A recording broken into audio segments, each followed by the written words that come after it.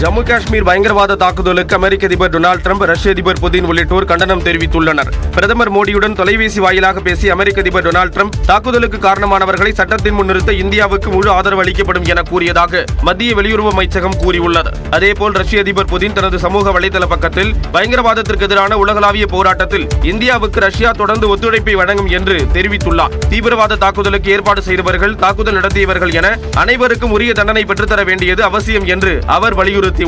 ஐக்கிய அரபு அமீரகம், Israel, France, Singapore, Iran, இலங்கை உள்ளிட்ட நாடுகளின் தலைவர்களும் ஜம்மு காஷ்மீர் தீவிரவாத தாக்குதலுக்கு கண்டனம் தெரிவித்துள்ளனர்.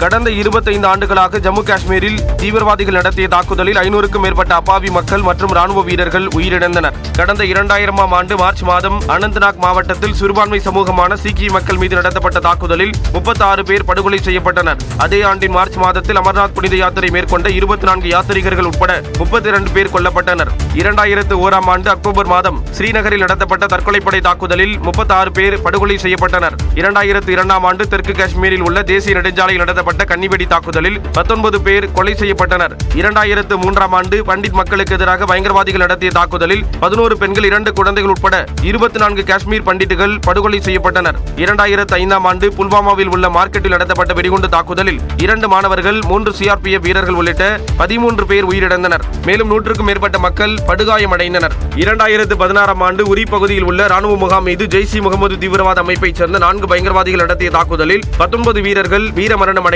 மேலும் 30 ராணுவ வீரர்கள் படுகாயமடைந்தனர். கடந்த 2019ஆம் ஆண்டு பிப்ரவரி மாதம் புல்வாமாவில் ராணுவ வீரர்கள் சென்ற வாகனத்தின் மீது பயங்கரவாதிகள் நடத்திய வெடிகுண்டு தாக்குதலில் 40 வீரர்கள் வீரமரணம் அடைந்தனர். இந்த சூழலில் சுற்றுலா பயணிகளை குறிவைத்து தற்போது மிக பெரும் தாக்குதலை தீவிரவாதிகள் அரங்கேற்றியுள்ளனர். காஷ்மீர் தாக்குதலில் பாதிக்கப்பட்டவர்கள் தங்களது வேதனைகளை பகிர்ந்து கொண்டுள்ளனர்.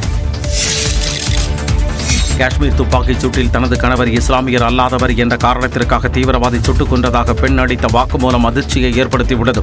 துப்பாக்கிச் சூட்டால் பாதிக்கப்பட்ட பெண் அளித்த பேட்டியில் தனது கணவருடன் அமர்ந்து சாப்பிட்டுக் கொண்டிருந்ததாகவும், அப்போது அங்கு வந்த தீவிரவாதி துப்பாக்கி முனையில் தனது கணவரின் பெயர் உள்ளிட்ட விவரங்களை கேட்டதாகவும் கூறினார். மேலும் நீ இஸ்லாமியர் இல்லை என கூறி கண்ணிமைக்கும் நேரத்தில் துப்பாக்கியால் சுட்டுக் கொண்டதாகவும் அந்த பெண் கண்ணீர் மல்க தெரிவித்துள்ளார். தீவிரவாதிகளின் தாக்குதலால் உயிரிழந்தவர்களின் உடல்களை கட்டி அணைத்து உறவினர்கள் கதறி எழும் காட்சி காண்போரை கண்கலங்க செய்தது. காஷ்மீர் துப்பாக்கிச் சூட்டில் தனது கணவர் இஸ்லாமியர் அல்லாதவர் என்ற காரணத்திற்காக தீவிரவாதி சுட்டுக் கொன்றதாக பெண் அளித்த வாக்குமூலம் அதிர்ச்சியை ஏற்படுத்தியுள்ளது. துப்பாக்கிச் சூட்டால் பாதிக்கப்பட்ட பெண் அளித்த பேட்டியில் தனது கணவருடன் அமர்ந்து சாப்பிட்டுக் கொண்டிருந்ததாகவும், அப்போது அங்கு வந்த தீவிரவாதி துப்பாக்கி முனையில் தனது கணவரின் பெயர் உள்ளிட்ட விவரங்களை கேட்டதாகவும் கூறினார். மேலும் நீ இஸ்லாமியர் இல்லை என கூறி கண்ணிமைக்கும் நேரத்தில் துப்பாக்கியால் சுட்டுக் கொண்டதாகவும் அந்த பெண் கண்ணீர் மல்க தெரிவித்துள்ளார். தீவிரவாதிகளின் தாக்குதலால் உயிரிழந்தவர்களின் உடல்களை கட்டி அணைத்து உறவினர்கள் கதறி எழும் காட்சி காண்போரை கண்கலங்க செய்தது. அமைச்சர் PTR பழனிவேல் தியாகராஜனின் சொல்லாற்றல் அவருக்கு பலமாக மட்டும்தான் இருக்க வேண்டும் என்று முதலமைச்சர் ஸ்டாலின் அறிவுரை கூறியிருக்கிறார். வாரிசு என்ற சொல்லை கேட்டாலே சிலருக்கு பற்றிக்கொண்டு எரிவதாக முதலமைச்சர் மு க ஸ்டாலின் தெரிவித்துள்ளார். சென்னையில் நடைபெற்ற விழாவில் திராவிட அறநெறியாளர் தமிழ்வேல் PT ராஜன் வாழ்வே வரலாறு என்ற நூலை முதலமைச்சர் மு க ஸ்டாலின் வெளியிட்டார். பின்னர் நிகழ்ச்சியில் பேசிய அவர், டெல்லியின் ஆதிக்க மனப்பான்மையும் மாறவில்லை, நமது போராட்ட குணமும் ஓயவில்லை என்றார். நம்முடைய அமைச்சர் பழனிவேல் தியாகராஜன் மட்டும் வாரிசு அல்ல, நானும் வாரிசுதான். திராவிட வாரிசுகள் இருக்கிறவங்க திராவிட வாரிசுகள். வாரிசு சொல்லை கேட்டாலே சிலருக்கு எரியுது, பத்திக்கிட்டு எரியுது. அமைச்சர் PTR பழனிவேல் தியாகராஜனின் சொல்லாற்றல் அவருக்கு பலமாக மட்டும்தான் இருக்க வேண்டும் என்று முதலமைச்சர் மு க ஸ்டாலின் அறிவுரை கூறினார். சொல்றேன்னா அது அவருக்கே தெரியும். நம்முடைய எதிரிகள் வெறும் வாயை மெல்லக்கூடிய ஆற்றல் பெற்றவங்க. அவங்க அவர்களுக்கு உங்களுடைய சொல்லால் அது அவலாக ஆகிவிடக்கூடாது என்ற கடகத்திற்காக மட்டுமல்ல, மேல் இருக்கக்கூடிய அக்கறை கொண்டவனாகவும் அறிவுரை வழங்க கடமைப்பட்டிருக்கிறேன். அண்மையில் சட்டப்பேரவையில் தனது துறைக்கு போதிய நிதி ஒதுக்கவில்லை என்று அமைச்சர் PTR பழனிவேல் தியாகராஜன் கூறிய நிலையில் முதலமைச்சர் அறிவுரை வழங்கியுள்ளார்.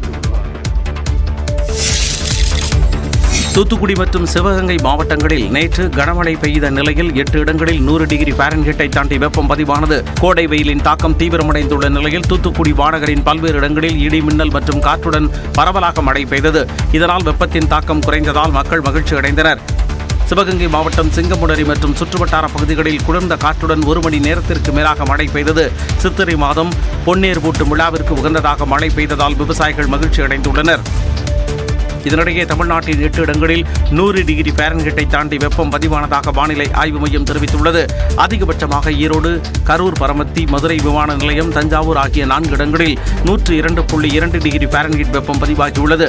திருச்சியில் 102.02 டிகிரி ஃபாரன்ஹீட்டும், சேலத்தில் 101.3 டிகிரி ஃபாரன்ஹீட்டும், வேலூரில் 101.48 டிகிரி ஃபாரன்ஹீட்டும் வெப்பம் பதிவானது.